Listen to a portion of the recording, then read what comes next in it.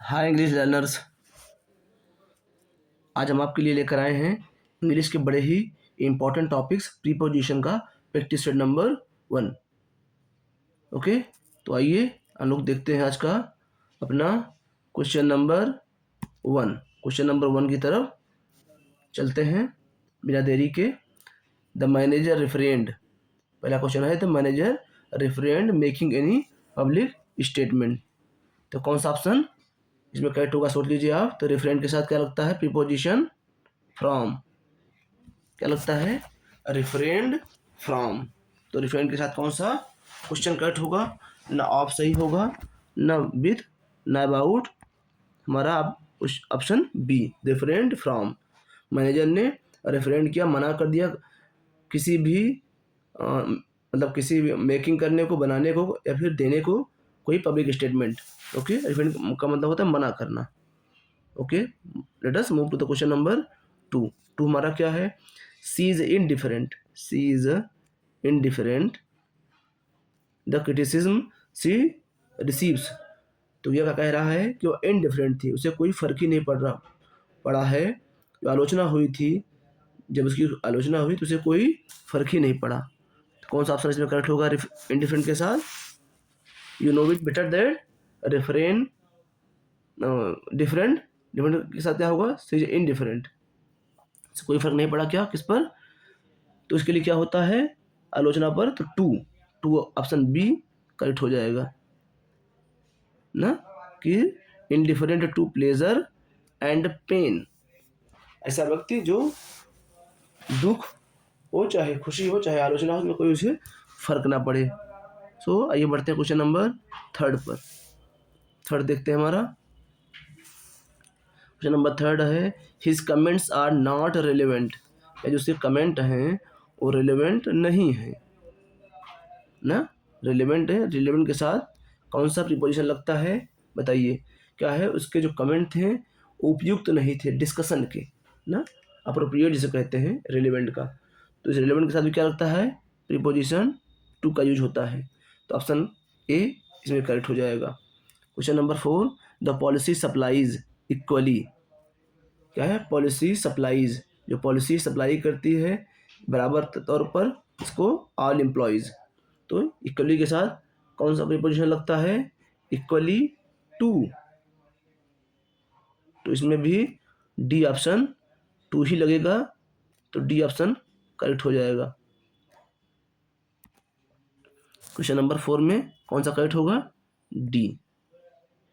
D J to होता है ना, equally to. Equally to the policy apply करती है किसको?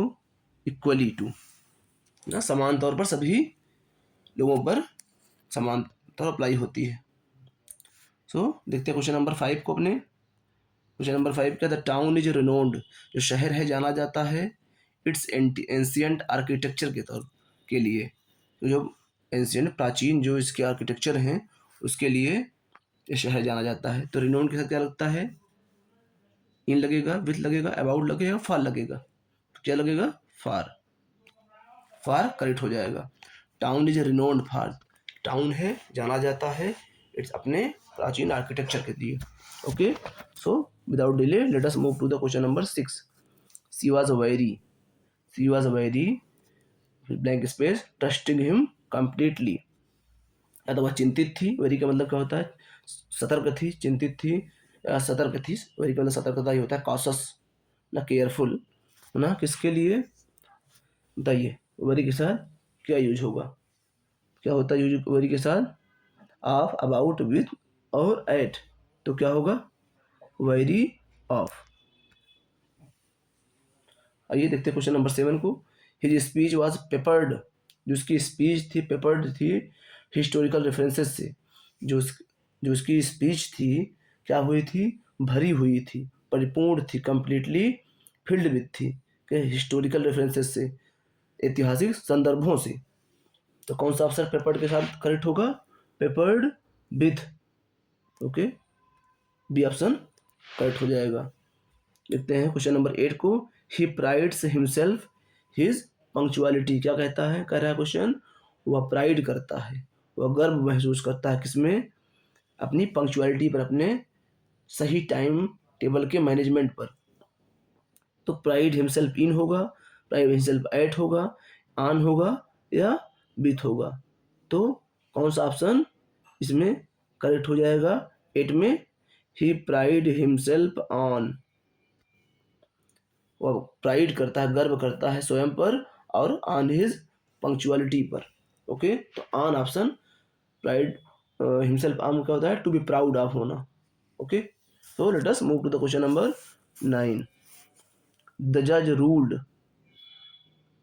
फिर blank space, favour of the plaintiff. तो क्या कह रहा है? जज ने निर्णय सुनाया किसके पक्ष में? वादी के ना, प्लेंटिफ के। तो कौन सा ऑप्शन करेक्ट होगा? रूल्ड का मतलब होता है जजमेंट देना ना, निर्णय सुनाना। तो ऑन होगा, ruled on, ruled in, ruled with और या रूल्ड एट। तो कौन सा करेगा? ऑप्शन बी, द जज रूल्ड इन, द जज ruled in favour of plaintiff. Okay, सो आइए देखते हैं क्वेश्चन नंबर 10। सी सकम्ड, क्या है? सी सकम्ड, उसने सकम कर दिया, यानी आत्मसमर्पण कर दिया। द प्रेशर ऑफ एक्सपेक्टेशन के, जो एक्सपेक्टेशन थी उसे, उससे जो उम्मीदें थे उसके आगे उन्होंने उस प्रेशर में समर्पण कर दिया। तो कौन सा ऑप्शन 10 में करेक्ट हो जाएगा? सकम्ड के साथ क्या लगता है? 2, सी सकम्ड टू द। तो इसमें न फार सही होगा, न ही इन, न विथ। तो ये 2 सही होगा। Succumbed, C succumbed to the pressure of expectation. Okay, let us move to the question number 11। The research paper is replete, क्या है? जो रिसर्च पेपर है 10 में, हमारा research paper is replete. Replete मतलब क्या होता है? फिल विथ, यानी भरा हुआ होना। डिटेल एनालिसिस, जो रिसर्च पेपर है वो भरा हुआ है डिटेल एनालिसिस से। तो रिपीट के साथ का यूज होगा क्वेश्चन नंबर 11 में, रिप्लीट विथ ना, ये ऑप्शन करेक्ट हो जाएगा। ओके स्टूडेंट, आइए देखते हैं question number 12। He was oblivious, क्या है? ही वॉज ऑब्लिवियस ना, ऑब्लिवियस मतलब क्या होता है? बेखबर, उसे पता ही नहीं था, वह बेखबर था। Danger he was in. तो कौन सा ऑप्शन ऑब्लिवियस के साथ करेक्ट होगा? He was oblivious to, oblivious about, oblivious of, oblivious with. बताइए। He was oblivious to, he was oblivious to the danger he was in, वह बेखबर था खतरे से जो जिसके अंदर वो था। क्वेश्चन नंबर 13 देखते हैं। दे आर इन्योर्ड, क्या है? दे आर इन्योर्ड। इन्योर्ड का मीनिंग क्या होता है? One who is habitual to, accustomed to, यानी आदी होना, जो आदी हो। दे आर इन्योर्ड है ना। फिर क्या है? Hardships after years after struggle, वो आदी हैं परेशानियों के सालों संघर्ष करने के बाद। तो क्या होगा इन्योर्ड के साथ? Inured to, they are inured to hardship after years of struggle. Okay, so देखते हैं क्वेश्चन नंबर 14 को। सी इज एडेप्ट, एडेप्ट क्या होता है? Skilful, one who is skilful. As you know, there is a theory of post-colonialism that adapt, and adapt ना। एक post colonial theory जो है उसका एक बड़ा ही इम्पोर्टेंट जो है कोट है कि एडॉप्ट, एडेप्ट एंड एडप्ट। कहने का मतलब पहले अपनाएंगे। इंग्लिश को जो पोस्ट कॉलोनियल थ्योरी आई उसमें ये था कि पहले हम उस थ्योरी को अडॉप्ट करेंगे, अपनाएंगे, फिर क्या करेंगे? एडेप्ट, उसमें ढलेंगे, फिर उसमें स्किलफुल हो जाएंगे ना, जो आज हम हैं। तो 14 में क्या होगा? एडेप्ट के साथ एट, एडेप्ट, एडेप्टिन, एडेप्ट विथ या एडेप्ट ऑन। तो कौन सा करेक्ट होगा 14 में? सोच लीजिए आप। तो एट, ए करेक्ट हो जाएगा, एडेप्ट एट। ओके, देखिए कहीं कहीं आपको एडेप्ट के साथ इन भी लगे मिलता है, लेकिन अगर एट और इन दोनों ऑप्शन में हो तो एट प्रेफर किया जाता है। ओके, तो परेशान मत होइएगा। आइए बढ़ते हैं question number 15। The book is divided, जो बुक है, जो किताब है बटी हुई है, ये बांटी गई है सेवरल चैप्टर्स में। तो डिवाइडेड के साथ क्या लगेगा, divided in, divided with, divided into, divided by. तो क्या लगेगा, C option into. The book is divided into several chapters. Okay, so ये देखते हैं क्वेश्चन नंबर 16 को।